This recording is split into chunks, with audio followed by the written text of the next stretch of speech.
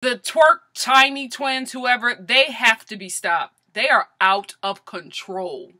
This episode opens up with Minnie and Tanya hanging out. They start discussing the issues that they're having with the men in their life.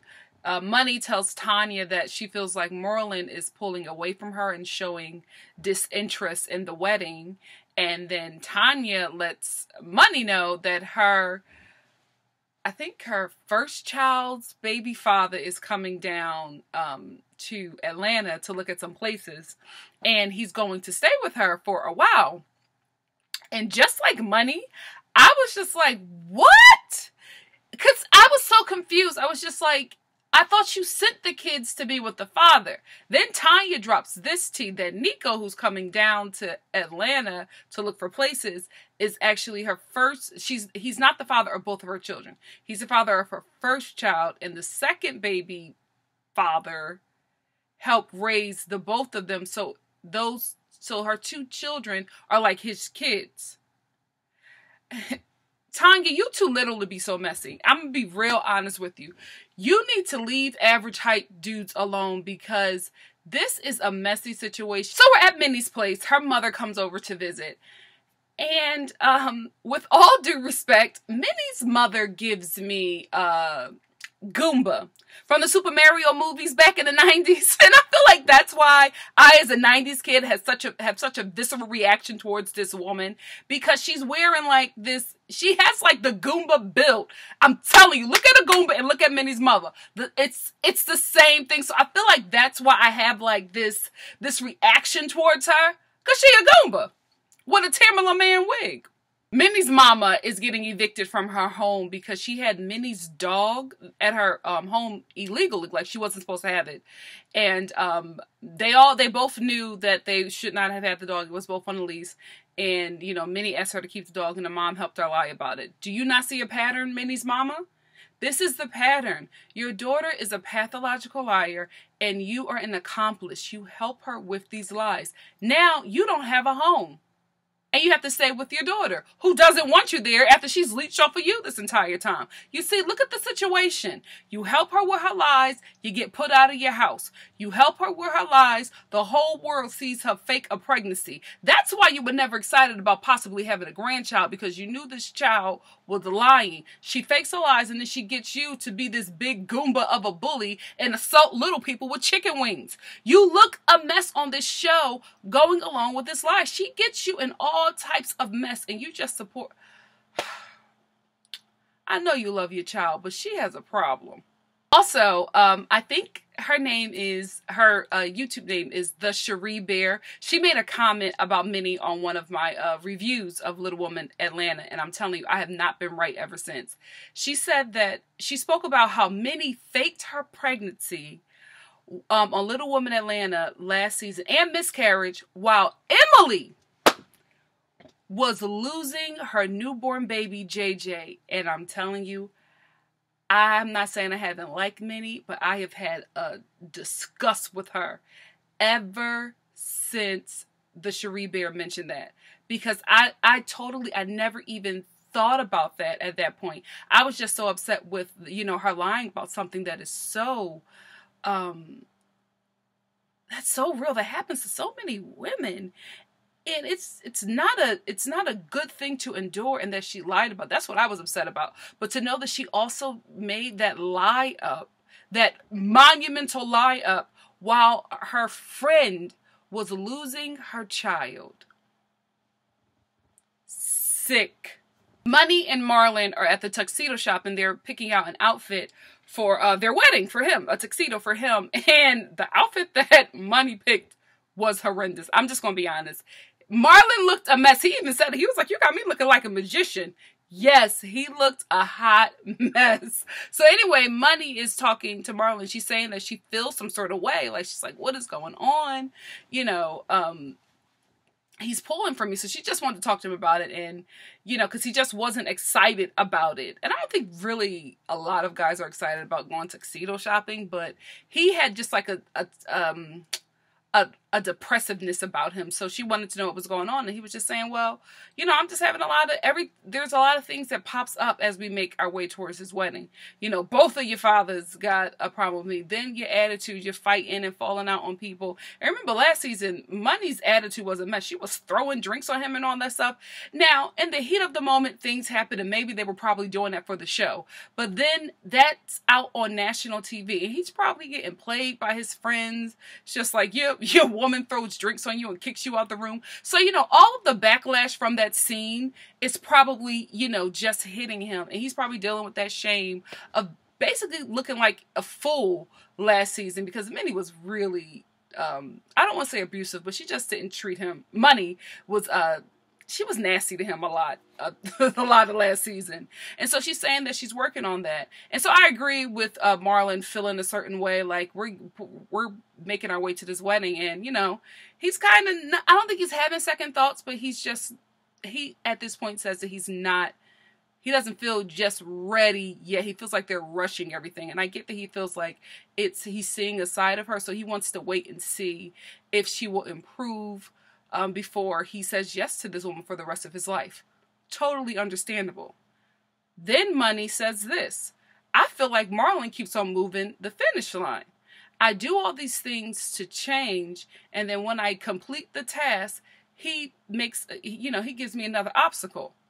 I agree. See, I agree with the both of them. I feel like Marlon is very smart to be like, I'm not sure if this is who I want to spend the rest of my life with. I feel like he loves Money, but there's some things that he's seeing, and he's just like, if these can't be fixed, then I don't want to be here. Get it? Totally with them. However, with Money, I'm just like, if he can't love you at your worst, then he can't have you at your best. So if you keep on having to jump through hoops with this man to please him for him to marry you, maybe you shouldn't be rushing down the aisle with him as well. You know, maybe you both need to just take a break and figure out if this is what you want to do. I think they love each other, but I just feel like they're giving each other way too many things to do to make it down the aisle. Tanya picks up Nico from the airport, and I'm telling you, from the minute they see each other, whoo, you can cut that sexual tension with a knife. However, Nico gives me a poor man's Chance the Rapper. Tanya describes their relationship as unconventional. And I took issue with that because I feel like this happens in every Little Woman show. Like, there's always one little woman. Oh, why did I do that? Forgive me. There's always one little woman who is in a relationship with an average size, always average size, with an average size dude. And they're just like, oh, well, our relationship is complicated. Oh, well, our relationship is unconventional.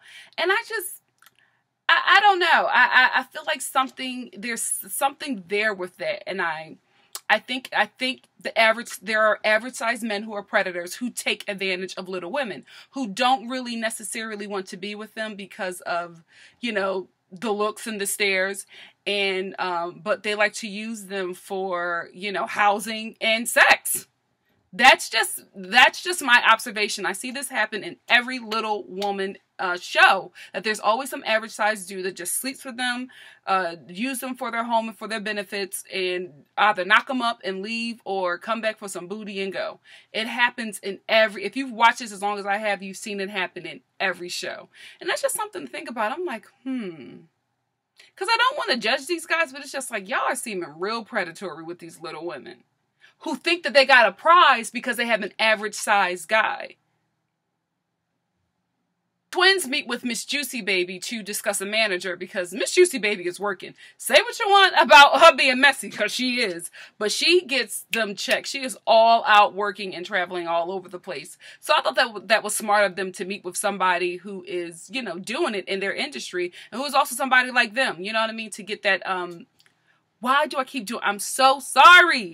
I am learning so much from watching this show as like an average sized person. I'm learning a lot of things that like an average sized person shouldn't say to a little person, because I've never in my life met a little person. I've only seen them on TV. So I'm just learning so much. So even I'm very conscious of this, because I think when I talk about them, I do this or this. So I'm really learning that is no, like, don't do that. Thank you for teaching me, Lifetime. And I'm keeping this in because I need to check myself. We all need to. While they're discussing that, they say that they want to move away from the twerking because that's, you know, that's what got them there. But they want to move away from it. And the way they were talking about moving away from it because people were calling them strippers, it bothered me because I have a problem, and I see it happen with women a lot. That we shame women for being strippers and sex workers or, you know, twerking, but yet, you know, so you can shame a woman for being a stripper, but then you go to a pole fitness class. Like, you say that twerking is nasty, and you're like, oh my goodness, it's tacky, it's classless. But then you're up in Target buying knee pads for your twerk class that you're taking at 24-hour fitness. It's just like, you can't shame a woman and call her a hoe and all types of things for being a stripper, and then you're trying to do the same thing. You know what I mean? Do you think it's tacky, or are you jealous because you can't do it? Because I'll tell you right now, I'm jealous of strippers. I wish I could do all the movements that they're doing on the pole. I saw this one video where this stripper was on a... oh, Lord. I watched it. I saw this one video where this stripper was like, she climbed the pole, did a split in the air, twerked, and then jumped back on the pole, spun around into a split. I'm jealous. Tanya brings Nico home, and is it me or was Sam a little excited to see him? She was like, oh, he's like a skyscraper. And then that scene where he walked by, and no shade, but like his genitals was at her head height, and she was like, I was like, girl, I would have done the same thing too. She just seemed very excited. Maybe, you know how women get, even when we don't really, or even when we don't really like a guy, or we're not really attracted. If we haven't been like around testosterone, we get excited. Even if it's like weak testosterone, we get excited. So I think that's what happened to Sam. Anyway, they all sit down and they discuss why Nico's here. And then I get confused because Tanya said that he was moving down here to look for places to stay so that he could be closer to his son. Then Nico says, well, eventually I'm moving in here. And I, like Sam, was like, what's going on? And then Tanya was just like, I realized that I have to have a conversation with Nico. And I'm like, here we go with this average height, taking advantage of a little person storyline. I cannot take it. I really need at some point for there to be a little person who comes in and like shuts this down. I feel like we have a lot of cute little people couple. Did it again. No, Nikki. Little people couples. I feel like we have a few of them on there. But I don't think we have anything on Little Women Atlanta, and I would like to see that. Just because I feel like a few of the guys on this show who are with these women are predatory, in my opinion. I could be wrong, but it just seems like, especially Chris, it's just not a good look. It just seems predatory, and I don't think anybody has a fetish, but it just looks very, very predatory. The twins meet with the management company that Minnie suggested, and right off the bat, I don't think they're a good fit for them. Here is why. I don't think that the management company would be able to reach out to the demographic that will get the twins paid. You know what I mean? They just seem too vanilla for these little girls who are just...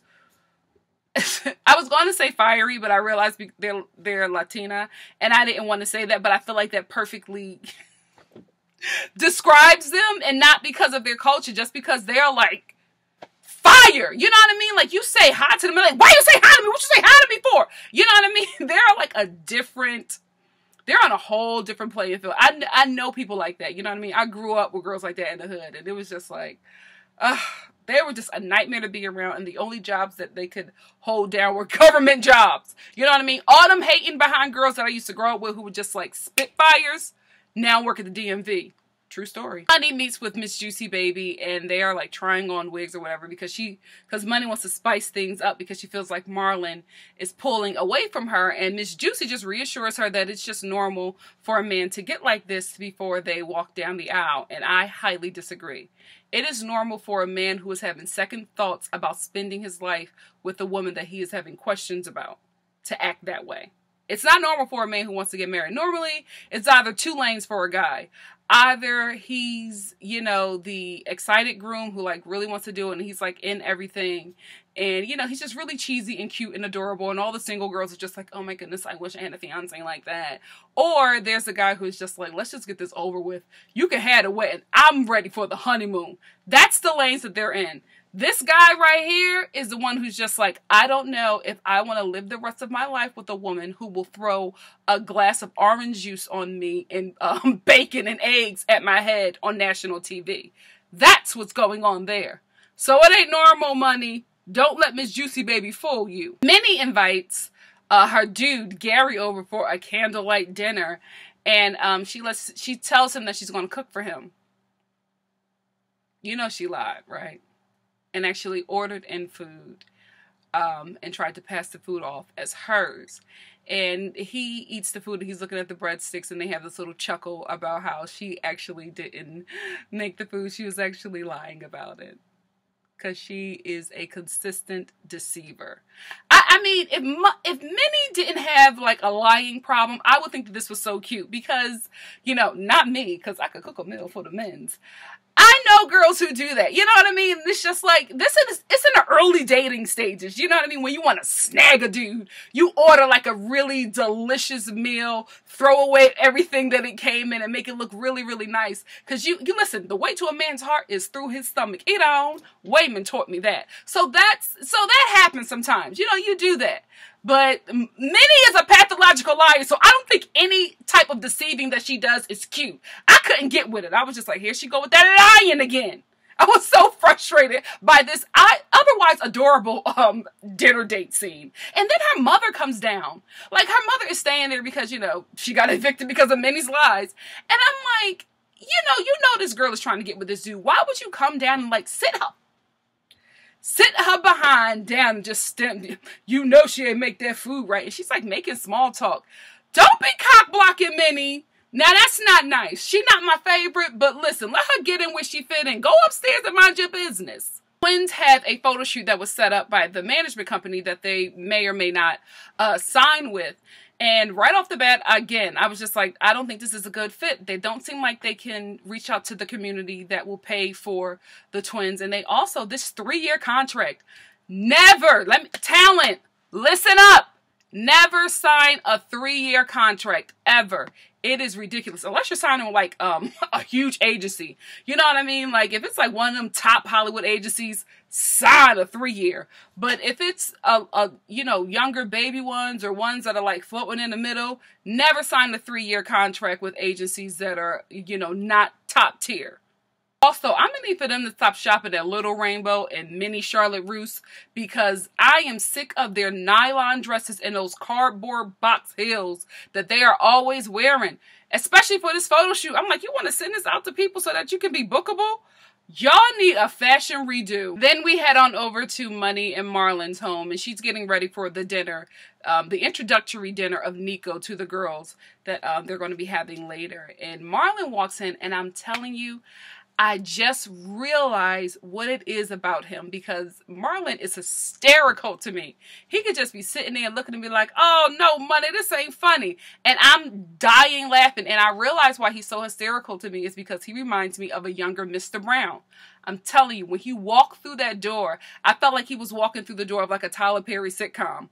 Marlon, you need to look into that because you're naturally funny and you got Tyler Perry written all over you, bro. Then they start discussing the wedding again, and Marlon is just like, what if, you know, I know you're doing all of these things. What if another issue pops up? Money, you don't have to play these mind games. Like, you do not have to go through this. If he doesn't want to marry you, fine. Y'all both can live in sin. Maybe that's what he wants. He just wants y'all to be up there shacking up and living in sin and not making it official. Because I'm going to be really honest about this. I'm a marriage kind of girl. It's not for everyone. Because I know couples who have been together like, you know, 7 to 10 years. And they are great. They get married and it all falls apart. Marriage is not for everyone. So maybe marriage is not for the two of you. But I feel like Money really, really wants this wedding. And I think she just wants the regalia and ceremony. I don't know if she really wants the relationship. Because they essentially kind of already had it. But, you don't have to go through all these mind games with him to get a ring and down the aisle. At the dinner for Nico to introduce him to the girls, the women right off the bat are extremely disrespectful. Like, I'm telling you, the boy couldn't even sit down fast enough before they started asking him questions. And Tanya never said that they were in a relationship. She just said that this is my baby father, and she just wanted to introduce him to everybody. But they were so disrespectful, asking them questions about the relationship. Tanya stayed a lot longer than I would have. I would have left immediately. And I was not shocked, but I was upset with Miss Juicy Baby because she was stirring that pot, and she did not even care that Tanya was just like, you know, visibly distraught. And I think Sam could notice that as well, but I feel like Sam maybe stood back a little bit because when Sam was getting ethered by everybody at Minnie's birthday dinner, Tanya was quiet until afterwards. You know what I mean? So I think that's why Sam was just standing back like, you can handle this, because when, you know, when that lion heifer was throwing on them B words at me, I couldn't find you. So maybe that's what's going on. Anyhowser, the women are just going on and on and on, and then the twins jump in. What? First of all, nobody at that table should be talking, especially Andrea. She was jumping in like, where's your son? And I'm just like, wait a minute, honey. Hold on. You got a deadbeat dude that gets a parking ticket just to get away from you. How dare you try to come at Tanya and Nico? I just felt like it was very disrespectful. And I already have my issues with Nico, where I kind of feel like he takes advantage of Tanya, and I feel like she allows it because average height guy. Because if you have listened to any of her confessionals, she always mentions that he's 6'4". So it's a height thing for her, and she feels like she has this trophy of a guy. And he takes advantage of that. So I'm not team Tanya and Nico, really. However, the girls at this dinner, they were so rude. Then Gary jumps in, and Sam was like, who are you? She was just like, I can't believe he's even commenting, and we just met you at this dinner. So how are you even saying anything? And I feel like that was probably another manipulative thing that Minnie done did, and probably told him this stuff so this guy could come here and get this camera time and ask all these questions, because Gary was out of line. He didn't have to ask him anything. You and Minnie are dating. Y'all not no married couple. You don't know anything about Nico and Tanya to be asking all those questions. So then Tanya gets up and leaves because she was like visibly shaken and crying and all upset about it. And then Nico goes out because I do believe he cares for her. I think he take advantage of her, but I do believe he cares for her. So he goes out to see if she's okay, and then they have this little sweet moment, and then they come back in, and Miss Juicy Baby starts it all over again. And then Chris jumps in and starts making all these comments because Andrea, with her fire starting behind, is acting extra and taking it to a level it doesn't have to go. Then the other twin joins in, and they just start going bonkers, and they just really made the dinner so negative. And I have become so sick of the twins this season. And what are we on? Episode 5? Their attitudes is just disgusting. I don't feel like it. I don't feel like none of them girls have to deal with that. Just like I feel about Minnie and her lies. We have got to do something with them. Either put them on another show or replace. Like, I can't. They pop off at people for no reason, and it's so extra. Why don't you go be this? What you gonna do, be? And I'm like, no tea, no shade, but you can't take a punch, so you need to calm all the way down. Finally, Nico and Tanya just decide to leave, and when they leave, Andrea, I know it was Andrea. We didn't see which twin it was, but I bet you it was Andrea. Calls her a B, and she turns around and she's like, shut the F up. And then the whole table goes crazy. Chris takes off running after Nico, and then the other twins' big boyfriend takes off running. Security is trying to stop him. He can't get past him. Gary goes running. I'm like, what are y'all gonna do? What y'all gonna do when y'all get there? Y'all gonna beat up Nico and this little woman? Really? Like, what is going on when they all run out there? First of all, I honestly think that Chris was not trying to defend Andrea. I feel like he was probably trying to catch another case so he can go to jail or, you know, have to go back to Texas, because Chris does not want to be with Andrea. Chris likes Andrea because Andrea feeds him and houses him. He does not want to be around Andrea or them kids that he gave her. So I feel like he probably did this so he could probably just go to jail, then go back home with her. With that attitude that she has, I don't blame him. So anyway, that's where the episode ends. It's a to be continued. So I guess we're going to start next week off with the fight, and I'll be watching. This was a good episode. It was really juicy and meaty, and it had some good storylines evolving. So I was very happy about that. So I wasn't disappointed. If you like what you see here, please like, comment, subscribe, and share. And I will see you next week for the following episode of Little Woman Atlanta. Bye, guys.